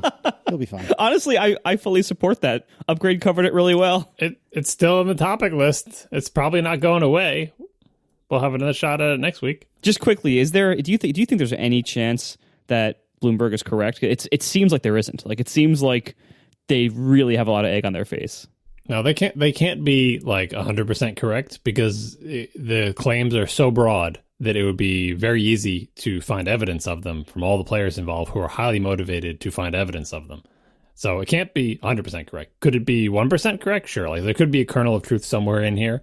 But their claims are just so massive that this is things happen, and it happened to all these different companies and all these different people, and confirmed by all these people, and confirmed by this agency and that agency, and like all these people can't be conspiring to pretend they know nothing about this. And again, they're fairly highly motivated to find out if this is true, and or like I don't think there can be coordination between all the tech companies and all the government agencies all got together and decided we're all going to get together and agree on the same story and deny this Bloomberg thing. So Bloomberg made a boo-boo somewhere. It just depends. Is it sinister? Is it just incompetence? We didn't even give any context for this. I guess maybe people don't know. Haven't been reading the news, but the Bloomberg ran a story claiming that there are secret, very tiny chips embedded in boards used by a bunch of big tech companies, and that allow hackers to get into their data centers or whatever. And they named a bunch of different companies, and all the companies are like, like the companies weren't just like immediate denial. They checked. They said all of them probably turned to their security people and said, "Do we have secret chips in our computer? The things have we talked to the FBI about it?" And the answer was they talked to all their people, the security people, their company lawyers or whatever. And the answer is no, none of this stuff is a thing. So I'm not sure where you're getting, and the FBI denied it, and like everybody. So, like you've had the level of denials from the, like, you really can't look at these denials and say, oh, they're leaving room to BS their way out of it. Like, they're like categorical, like very broad. Yeah, they're not using weasel words. They're not using carefully worded lawyer messages. Like, and they're almost worded as if like, we were willing to believe it. We double checked and triple checked just like to make sure, like, make really, really sure, because we're going to like, and then they issued a statement like, we checked it. Like, if you say we have these servers with these chips and you say that we discovered, like in some cases, like, this company, it was Amazon or whatever, discovered these chips and then canceled its order. It's like, we would know if we discovered the chips and canceled an order with the vendor. Like, it's a thing we would remember. Well, and these are the kind of statements like, if these companies and their denials, if they're lying about this, executives would go to jail if they got caught. Like, that's how severely these statements would be taken. Executives never go to jail, so let's be real. But, they would get fined, certainly. This would be like a severe, like, SEC problem. Like, they would almost certainly have major problems if they lied about this kind of stuff. Almost as bad as Elon Musk's tweeting. We'll get to that some other time, I hope. But, $20 million tweet. Good job. Oh, I wish he would just stop being like that. Yeah. Just stop being like him. Keep making the awesome cars. Please stop tweeting. So it's worth listening to the latest upgrade, which is upgrade number 214, which actually has a journalist as part of the panel. And so Jason Snell and Mike Hurley did a really good job of kind of dissecting all this. The only thing I think that may be interesting for the three of us to really pontificate on, and maybe this was covered in the Bloomberg piece that I didn't read because it was almost immediately debunked by everyone. But what do you think is the attack vector here? Like, how do you make heads or tails of data anywhere on a machine without any context? Like, if you intercept an Ethernet cable, can you really tell what's going on there? Or do you, where do you attack in order to get all of the things that are happening on a computer without context? That's what I can't just put my finger on. But if you're on the board, though, like, that's not I don't think that's the most obvious attack vector. You suppose you could do that. But, well, first of all, many things travel across a computer board in unencrypted form that are otherwise encrypted, right? Because, if encrypted data comes in over a network connection, it is decrypted by the, whatever software on your computer, And the decrypted information is put into memory and read by programs. Like that's how you render a web page when it's SSL, HTTPS connection, right? At some point, that information is decrypted inside the computer. So in theory, if you were in the right place, you can intercept decrypted information because your computer has to decrypt it to use it. And there you are. But I don't think that's the vector. I think the vector is more like BIOS and bootloaders, like compromising the security of the hardware to allow you to pull down a compromised OS image, right, with like a rootkit on it or something like that. You can subvert the hardware at the lowest level, and then like the assumption is, oh, we're running a trusted version of the OS that we validated, a trusted version of the firmware. Like everything is all great and validated. If you can sneak in there and subvert that and say we can load any arbitrary binary onto your system unbeknownst to you, replacing a binary that you thought was your validated version, but is actually now we're going to replace it with our version. And that piece of software has a backdoor in it, logs everything that is typed on the keyboard attached to the computer, watches all network traffic for like certain information and relays it. And, there's still difficulties. Like Amazon was saying, like these computers in question, like have no way to communicate on the network. Every one of these companies watches egress from the network like a hawk and has it all locked down. So it's not easy, but if you can get in at the hardware level, there's all sorts of very nefarious things you can do. One of the most interesting stories I saw about this was a security researcher, I forget who, if we had been talking about this, I would have collected more links, but who had written up for like one of those security conferences. I don't know if it was Black Hat, but one of those similar things like, let me show you all the cool exploits you could do if you could get onto the motherboards of this hardware. And he did a bunch of proof of concepts and had ideas about it and suggested ways you could hide the hardware and, all sorts of stuff.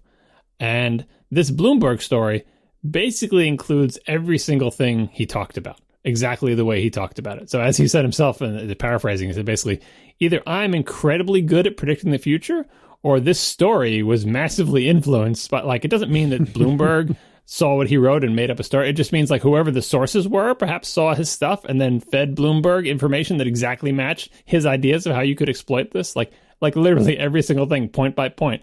I said you could possibly do this. And the Bloomberg story, they say somebody did do that. And I said you could hide it here. And the Bloomberg story says they hid it there. And like, it's weird. Like at this point, I think it's like there's got to be something nefarious somewhere, because all these supposedly validated sources have to have some motivation to be sources and to say, hey, Bloomberg, I've got information for you. What their motivation is and why they're doing it, and why they were able to seem credible to Bloomberg.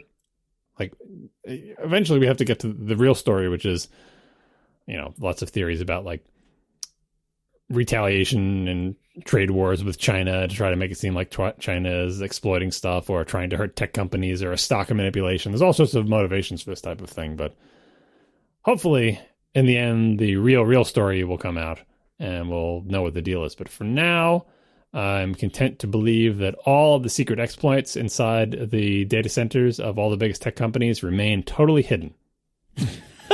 Because that's all you can say. You can't say, I'm sure everything's secure because the story is BS. The story may very well be 100% BS. You still just don't really know, do you? You just don't really know. Yeah, I just, when you look at everything that's come out since then, all these pretty very, very firm, very like high risk denials from all the companies, the corroborating denials from the British and U.S. intelligence agencies or whoever they are. Like, it's the chance that the Bloomberg is right in the face of all that, and not to mention what you mentioned with like the guy who gave them an interview, and then they basically said all of his theoreticals. They basically said that as fact. It just seems very unlikely that any part of this is true. I 100% blame Bloomberg for this. Like, I don't think this was necessarily nefarious.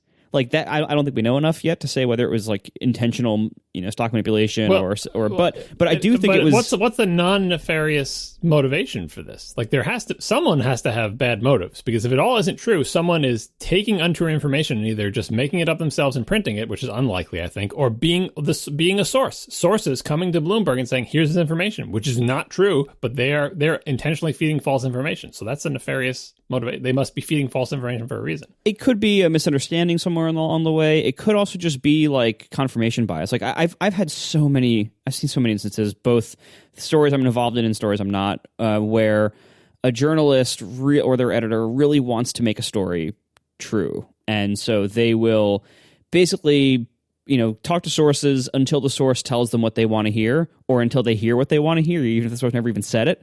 And it's not necessarily malicious. It's just like human nature. Like, you want so badly for this thing to be true that you think is true that you will find evidence of it, even if that evidence isn't real or doesn't actually support the conclusion you're trying to write about. And so that's a natural thing that happens.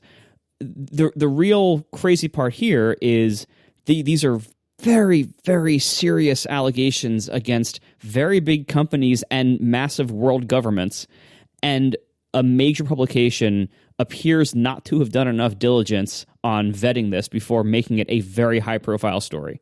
That is the crazy thing to me, because I really don't believe a shred of this. I don't think the story is true at all. I think we have a lot of evidence on the other side, and we have nothing on the side of it being true except Bloomberg saying, we say it's true, but it really appears like a massive case of negligence on Bloomberg's part. But it was like, it's so easy to validate. If these things are out there, especially because the story specifically says that they were discovered by some companies, like, you should be able to verify all of that. Like, everyone, if this is a widespread problem and some companies already discovered it, I mean, the only possible explanation would be, yeah, they discovered it, but they're just not saying anything about it because it's super secret. Like, the conspiracy theory you have to spin to make the Bloomberg story actually truthful gets bigger and bigger and more ridiculous by the day, because it's the type of thing that it's not just one tiny isolated thing. It's so widespread and so large and such large numbers, and like, it's totally under their control to detect it. They can take the boards out. They can put them on a microscope. They can, examine it. Like, it's the type of thing that if you know it's supposedly there and you know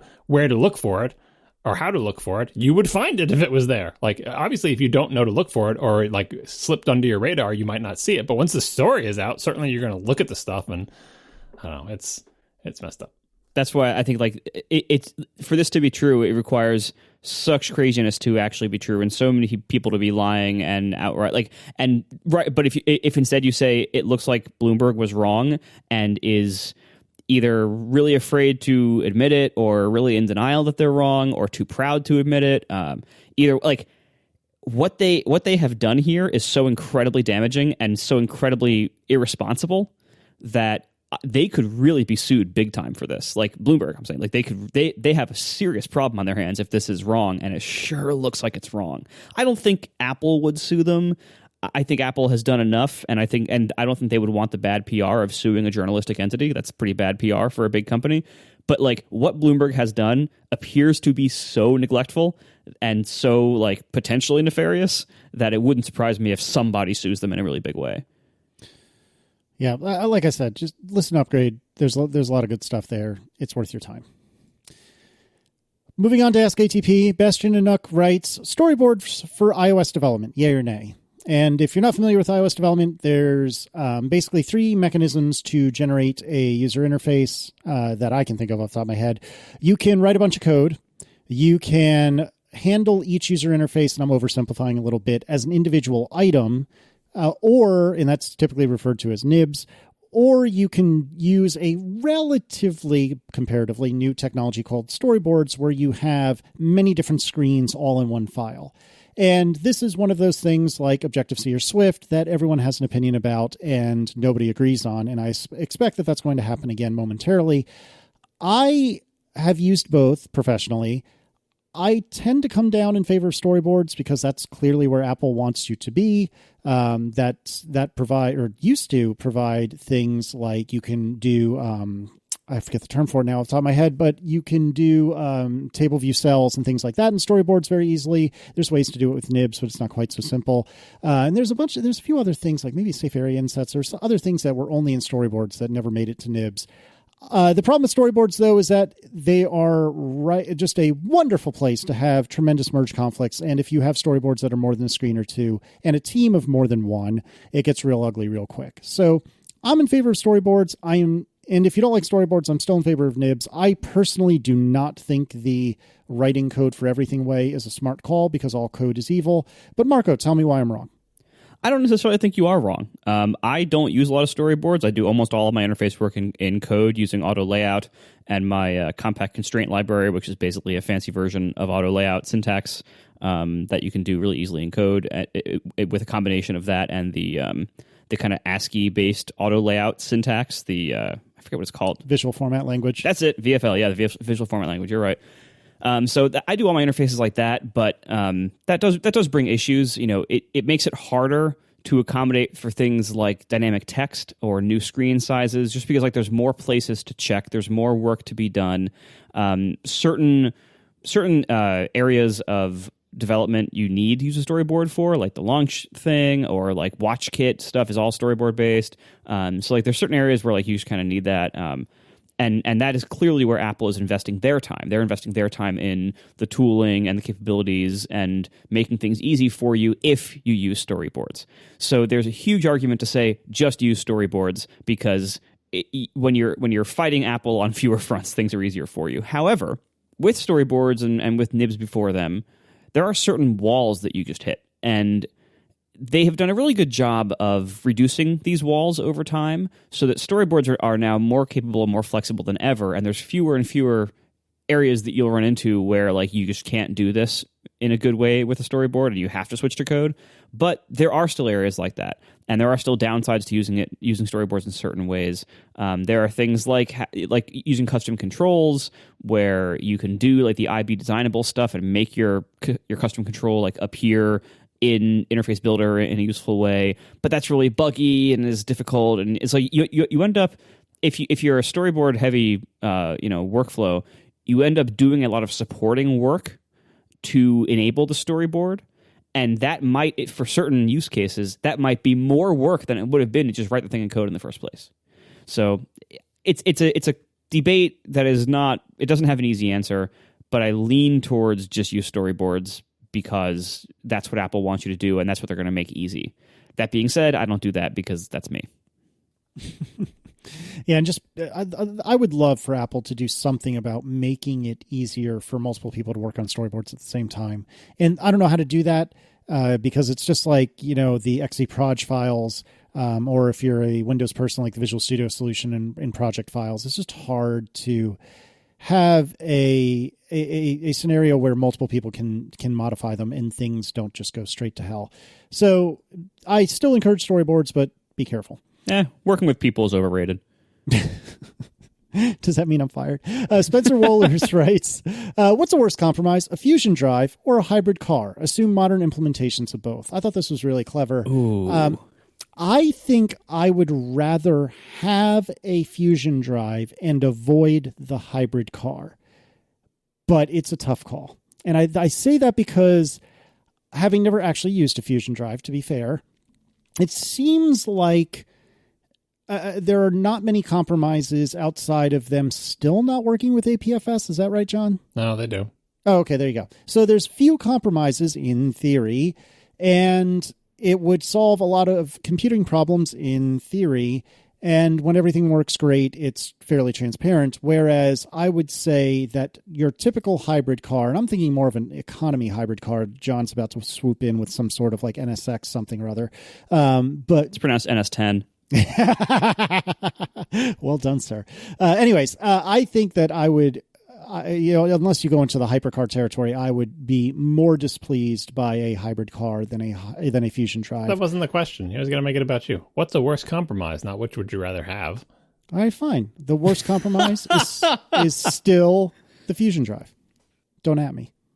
Marco, what do you think, Marco?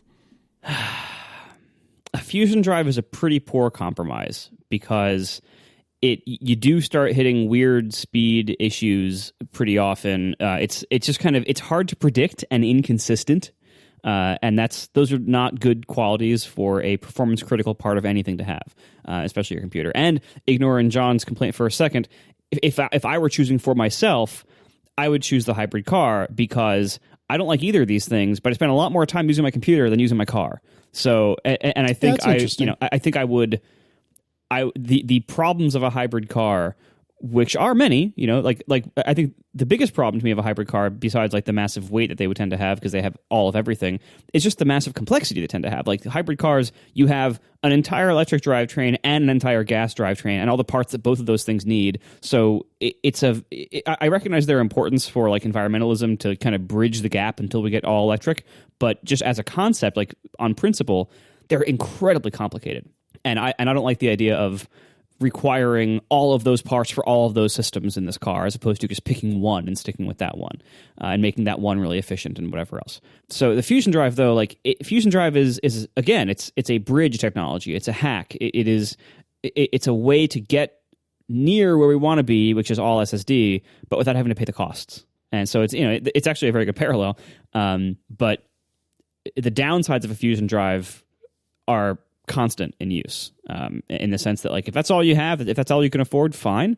It's better than a pure hard drive, but it's not nearly as good as a pure SSD. I would pick the hybrid car, and I think the hybrid car might even be the better compromise because a Fusion Drive is unpredictable in how it will perform in a very critical way to the computer, whereas a hybrid car, much of the time that you're driving it, you could totally forget that it's a hybrid car. Now, what if you didn't live on your computer like you do? Same thing. I think it depends on how, if I use my computer an hour a week, then maybe I might make a different decision. But I still stand by my last sentence there, which is like a hybrid car, like you don't notice its downsides most of the time while driving it. You notice when something breaks or needs to be serviced or wears out, but like for the most part, you don't notice its downsides most of the time. Whereas a Fusion Drive makes itself apparent more often in use. John? Just want to correct one of the things that Marco said. I don't think hybrid cars weigh more on average than an electric car with the same range. They weigh less. So yes, they do have all of everything, and the complexity is for sure there compared to an electric car. But they weigh less because they have very dinky gas motors, and you get huge range from a very small gas tank, and they have very small batteries as opposed to one giant honking battery. So that's not a reason to dislike hybrid cars. What's the worst compromise? I'm going to agree with both of you and say Fusion Drive, but for a slightly different reason. So in judging like what's a good compromise, what's not, like in the moment, both a hybrid car and a Fusion Drive are similar. In the beginning, I was having trouble picking which one is the worst compromise because they're very similar compromises. It's like you can't go all the way for, basically for cost reasons. So how can you get a reasonable compromise that gives you the speed of an SSD without the cost? How can you get, something that gives you better gas mileage, but you can't afford to use a full battery pack, right? Because it just costs too much money. But the Fusion Drive is worse because in its relevant realm, storage for computers, the rate of advancement is such that compromise quickly becomes, moot. Like flash storage is so cheap now that it's very hard to recommend a Fusion Drive as a reasonable compromise anymore. In the beginning, it was reasonable, but very quickly it became unreasonable, whereas hybrid cars have been a very reasonable compromise for a long time. They existed way before the Fusion Drive, and they will exist way after the Fusion Drive, mostly because the full solution, the complete electric, is still very, very expensive. If you want to get the same range, if you want to get, a car with a 300-mile range that's all electric, it's just much more expensive than a car with a 300-mile range that's a hybrid. A car with a 300-mile range is a hybrid you can get for like $20K, like if you buy, a dinky Econo box, right? But Fusion Drives, like now, flash storage is so much cheaper than it used to be. Like, the SSD that's sitting in my computer now, I only bought it a few years ago. Already I can get it for a half or a quarter of the price, depending on how much I want the performance to go down. So Fusion Drives are a worse compromise because they had a shorter lifetime, whereas the lifetime of the hybrid drivetrain has been much longer already and will continue to live on because despite all the complexity, taking a very well-known technology, the internal combustion engine, and making a small, very efficient, Atkinson cycle version of that, and supplementing it with a fairly small battery, perhaps even using cheaper battery technology like nickel metal hydride instead of lithium ion, and combining them in what is a fairly complex system, but it's cheap enough to put in, a Toyota Prius. You end up with something that gets better mileage than a gas vehicle that isn't as expensive as a full electric. And that's what you've ended up with for a long time, and it'll, continue to live on. So that's how I came to my answer. Marc-Andre Wybazan writes, since you are all car fans and each one of you owns at least one console, I wonder, do you enjoy racing games? If so, which one is your favorite? Let's go the reverse order. John. This is about being a car fan, so I bet they mean like, Gran Turismo and Forza and stuff like that. But I think the only racing games I've ever really enjoyed are, the arcade kart racing games. So Mario Kart, obviously. Diddy Kong Racing was a favorite back in the day. I did play some of the Wipeout series, which Marco will talk about in a second. Yep. They never really grabbed me that much. The racing game I have been most into was Mario Kart Double Dash. But in general, the whole Mario Kart series I liked. So I guess the answer to this question is, in terms of racing games with like realistic cars, I've never been into one. I've never gone down that rabbit hole. Marco. Yeah, I'm with you on pretty much all that. I know the kind of racing games that are like the super realistic racing simulators, like Forza or Turismo or whatever. Like, I know what those are. I've played them before. I have never found them to be fun. I think it's really hard to make this kind of game realistic and fun to a general audience. If you're super into racing realistically, then it might be fun to you, but like I think to a general audience that's not fun. And so I prefer the games that are optimized for fun and don't go for realism basically at all.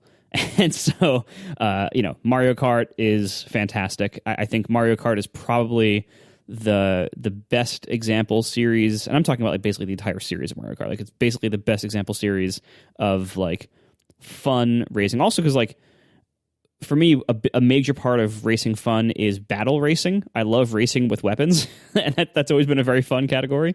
And so, like, Mario Kart is a very good example of that. Very accessible to lots of people. Multiplayer is also very important to the fun of racing games for me. So, multiplayer battle racing is my ideal. That's the most fun to have with a racing game for me. I find Mario Kart very, very fun. Wipeout, I found more fun as a single player thing because I just never could find anybody to play with me. So I played a lot of single player Wipeout,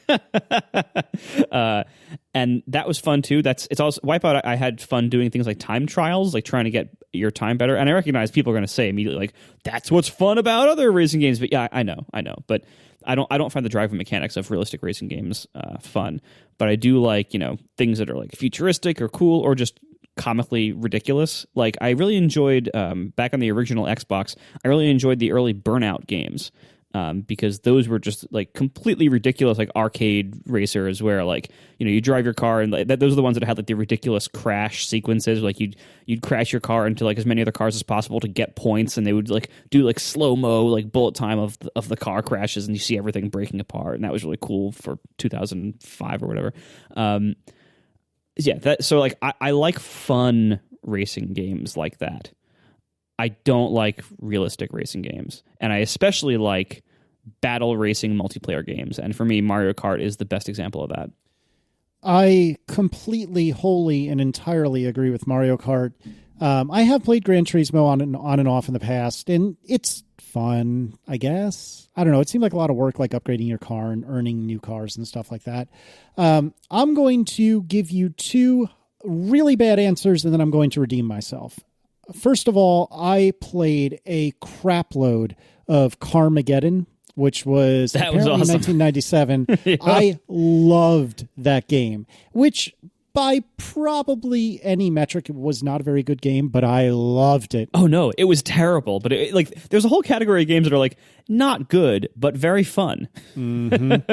And so Carmageddon was a great example of that. I believe this was DOS, if I'm not mistaken. It was so old. I also really, really, really loved and played probably more of than almost any other human Wave Race for the Nintendo 64. Oh, yeah, I forgot about that. That's not the other racing series that I really like. But both the original and Blue Storm. I think Blue Storm was head and shoulders the better game, but I did actually get pretty heavily into Blue Storm until I started getting frustrated by the RNG of the waves killing my lap times. You like things to be predictable in a racing game, and waves are just not. And I get that's the fun of the game, but eventually I got like Mark was saying, I do time trials in Mario Kart. I would do time trials in Wave Race and play against the computer players. It just always annoyed me when a perfect run was ruined by like a rogue wave that hit at the wrong time. Yeah, and so I loved Wave Race 64. I didn't even realize that there was a Game Boy version until just a minute ago getting the link for the show notes.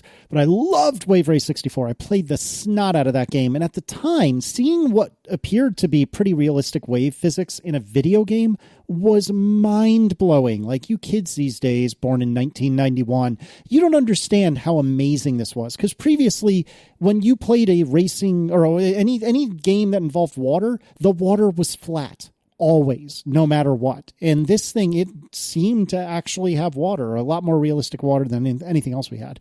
And coincidentally, my final answer, which is the one that I think you guys would have approved of if you didn't approve of the other two, and it reads in the Wave Race 64 Wikipedia entry, it reads the following. I know what this is. Originally referred to as F-Zero on water. And that is my final answer, F-Zero, which I played the ever-living crap out of. I adored that game for the Super Nintendo, and I would play that forever if I could. And what was really interesting about F-Zero is, and I'm sure there's a term for this, and I don't know what it is offhand, but the vehicle was always in the exact same position on screen. It was the track that was rotating, like your view of the track was rotating around the vehicle. It was super, super weird, but I loved that game, and I played the snot out of it on the Super Nintendo when I was a kid. God, did I love that game. Yeah, I played F-Zero too. I would lump that in with Wipeout and the similar kind of futuristic racing thing. The only interesting thing I remember about F-Zero, I mean, obviously they have the F-Zero themed cars in Mario Kart, so they kind of live on, and there's the F-Zero courses in Mario Kart. But the F-Zero Nintendo 64 game was, if my memory serves, 60 frames per second. It was. Which was unheard of on Nintendo 64 because it struggled to do like 15 or 20 frames per second in most normal games. So they sacrificed graphical fidelity for frame rate, which I always respected them for. Yeah, and like I remember when that came out, and that like everyone knew that was one of the things that made it special. And yeah, I mean, it was, the tracks were really basic, like geometric. You're basically driving on a tube. Hey, it's a tube. Like, it was super simple, but to see that smooth motion for like this very high speed racing game, that was pretty fun. I give them a lot of credit for that. I've never gotten too into F-Zero. Like, it's always been like a fun thing I play for like a few minutes, and then I don't care anymore, because it hasn't captured my other desires for a racing game with like the battle or stuff like that. But it is a very well done game. I got to give credit for that. I would suggest I wish they would bring back Wave Race, because Blue Storm was a pretty amazing game. The original one was a little clunky on Nintendo 64, but Blue Storm, because if you're into racing games and you think like, oh, I play realistic racing games, I play the arcade racing games, I kind of like racing games, it is a different experience I've ever had in any video game, because the waves are such a factor. Like, you can't just ignore them, and they're not just scenery. They are what you're doing. You have to anticipate, look at, and play the waves. And it's not true of most other racing games. Even things with tracks that change or whatever, they're fairly predictable and not like the moment-to-moment thing that you're doing. Kind of like a skiing game or a snowboarding game or anything like that. Again, similar racing games where you have to play the hill, but at least the hill is the hill. It doesn't change shape that much. The waves are ever changing, and that's what you're playing when you play the racing game. Yeah, there's the course, and there's the buoys or whatever you have to go between, but you're playing the water, and that is so different. And so some people find disconcerting because they think they're good at racing games, and then they play Wave Race, and they stink, and they're like, well, this game sucks. How can you do anything? The waves knock you all over the place. So, if you have a GameCube lying around, check it out. I hope they bring that game back. I don't remember if they ever brought back a port for another one of the platforms, but they should. I should, in top 4 style, I should give honorable mention to Cruisin' USA, which is probably the best arcade racing game that's ever been. Don't at me. Oh, come on. I thought you were going to say Hydro Thunder before. That was my next one. I loved Hydro Thunder, which was just Cruisin' USA on water. And Hydro Thunder was, both of them are really terrible by any true metric, but I loved the both. Oh, and speaking of, so many racing games. Super Sprint. Do you remember that? No. You don't remember that. That's before your time. I don't know. Am I getting the title right? Anyone in the chat remember Super Sprint? So it was a 4-person arcade cabinet, kind of like Gauntlet, where all 4 people would stand around the same screen, and there were 4 steering wheels, and it was a top view of a track. like a static top view of the track. So you were looking down on the track. Oh, this does look familiar. With these little tiny cars on it, and you would drive the cars around the course, and like it was a dirt track, and you're in like, you know, basically they look like remote control cars because they're remote control buggy cars. Like these are the big cars they're modeled on. I don't know, I forget what the, you know, dirt track cars are called. And you, of course, you would skid around turns because dirt is loose. And to go around each turn, you would like spin the wheel, and they were on like bearings. Like the wheel would spin. Yes.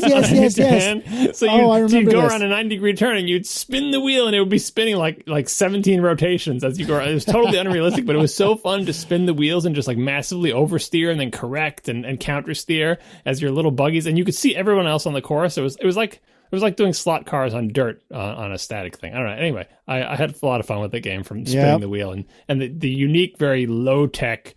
Here's the whole course, and you can see every single car on it. Just drive your little car now. Oh, wow. That was a fun trip down memory lane. Actually, a lot of this episode was a fun trip down memory lane. Also, you're totally wrong. The best arcade racer like that is Daytona USA. No. It was mostly after my time in the arcades. Was that multiplayer or 2-player? Yeah, it was the time of the Sega Saturn. So it was like the mid 90s to late 90s. 1993 limited release, full release in 1994. Was that sit alongside somebody at a second cabinet? Yeah, like so you could link up to either 4 or maybe even 8 of them, and it would cost $1 per play. It was like the expensive game in the arcade because they were these big new machines. But multiplayer Daytona USA was a lot of fun. If you could convince anybody else to spend $1 on it, it was a lot of fun. Thanks to our sponsors this week, Betterment, Molekule, and Mack Weldon, and we'll talk to you next week. Now the show is over, they didn't even mean to begin, 'cause it was accidental. Oh, it was accidental.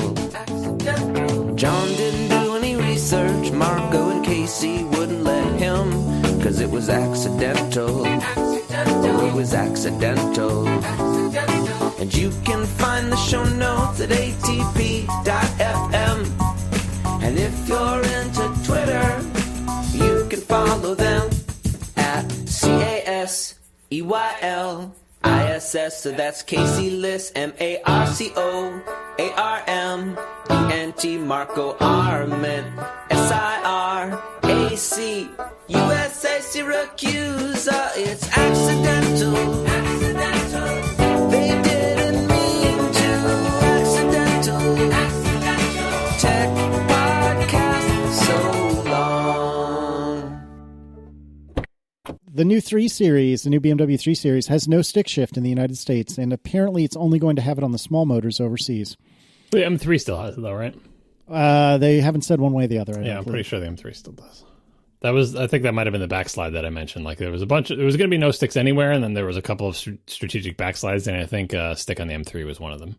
It seems like the M3 would be the last BMW to offer a stick in the U.S. Outside of the U.S., I don't know, because it's people buy sticks outside of the U.S. for different reasons. But in the U.S., I would bet the M3 is the very last BMW car to have it. That I would probably agree with. Or maybe the M2. Now that I think about it, like I forgot they have like a billion different cars now. So maybe now that they have like smaller M car, maybe the M2 would be the last one to have it. Yeah, I'm not sure. I mean, I don't think they've said anything about the M3 that I have seen, but. It says here BMW announced Tuesday that it will drop the manual transmission from its gas-powered platforms in the newest 3 Series lineup. Makes me so sad. Yeah, they were supposed to hold out. They were supposed to be the ones that held out longer than anyone else, and they failed us. Well, as soon as you stop buying them, they're like, well, we don't need them anymore. Casey stopped buying BMWs. It's true. I'm sorry, everyone. It's all my fault. It is. They would have only made it in white. What are you going to do, John, when the Accord is next? Well, I think the cheap cars are going to hold on way longer than the fancy cars. Like I said, Honda moves slowly, so they're just sheer inertia and the fact that it takes them a really long time to do anything. I feel like it'll hang on for a surprising amount of time. Maybe not in the Accord, but like the Civic and the Type R, like they're just because it takes them a long time to change anything. So I think I'll be able to buy at least one more Accord at some point. Speaking of which, I got my new tires. Remember that I mentioned? Yeah. And they're working great, except for I have my alignment thing that I have to deal with, which drives me insane. I honestly envy people who can't tell when the car is out of alignment. but I can tell, and it really bothers me. So I got to get that done. But now my wife messed up one of her tires, so we're spending a lot of time at the tire store. Oh, God. Oh, yeah. Those Boston winters, man. Yeah, living in the Northeast is the best. It's not winter, though. Hey, I know it's not winter there yet, but it's the winters that destroy your roads, isn't it?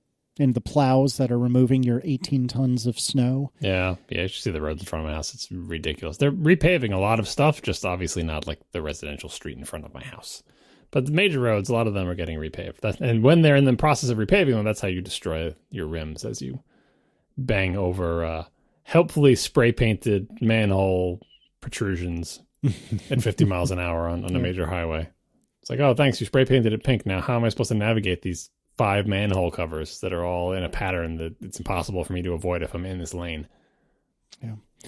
Just makes me sad that the manual's leaving. I mean, I know that it's coming. I know it's a thing, but I enjoy it. And everyone is quick to tell me how they're oftentimes less efficient, how they're oftentimes slower than a modern automatic, that the modern automatics are very good. I know the ZF8 speed is very good, but it's more fun for me to drive with 3 pedals. That's what I like. And you should let people enjoy things. I think you're still going to have that option in a lot of cars, but they're going to become increasingly fewer choices, and they're going to become increasingly higher-end sports cars. Like Porsche is probably not going to stop offering them for a while in some of its cars. Like maybe not all of its cars, but maybe like the smaller ones, like the Cayman or something. Who knows? Like I'm guessing like there's going to be options like that, or like maybe like a Miata. Like there's going to be options where you will still be able to get sticks, but 20 years ago you could get a stick on lots of different cars. And just, now you can get them on very few.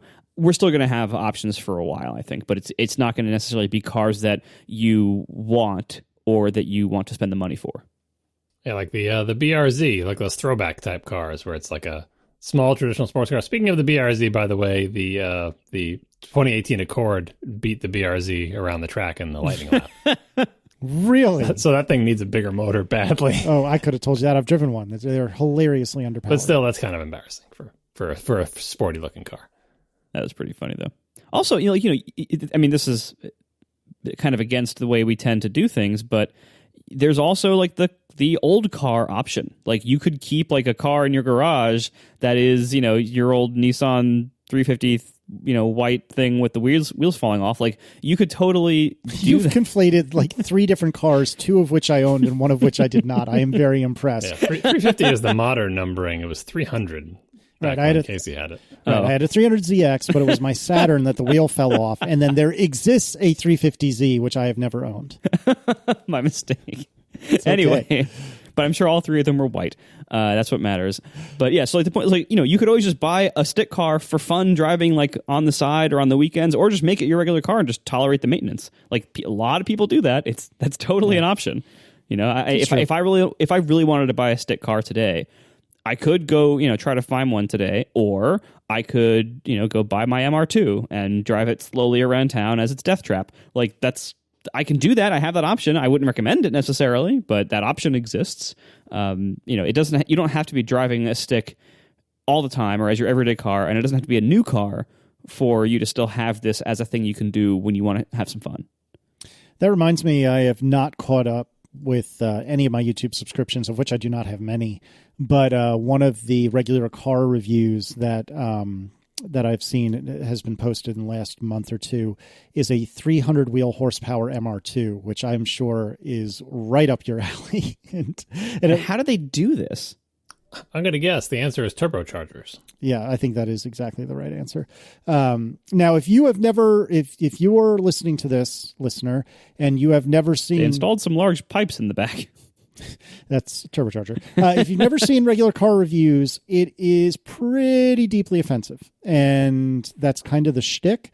So understand what you're getting into. And I find it interesting and actually fairly well written if you can get past all the misogyny, which may or may not be for show. I can't tell if it's legitimate and real or if it's... Doesn't really matter. At a certain point, it does not matter. Yeah, fair point.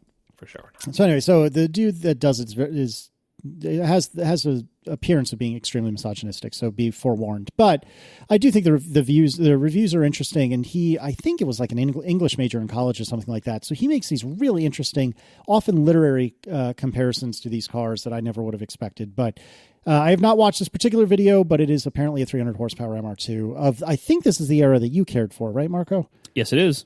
Yeah, see, there you go. So I'll have to watch that later. I have so much homework this episode. What the hell's going on? Sorry. God. Boy, that is a nice looking car. Although the problem is, like, it's a nice looking car, like, from some angles, not from all angles. That's kind of the problem, like, all, like, 80s and 90s cars have, like, looking back on old cars, some of them have timeless designs, some of them have sort of timeful designs, some of them have, like, more time-sensitive angles than others. I don't know. But I still would love to drive one of these sometime. I've still never driven one.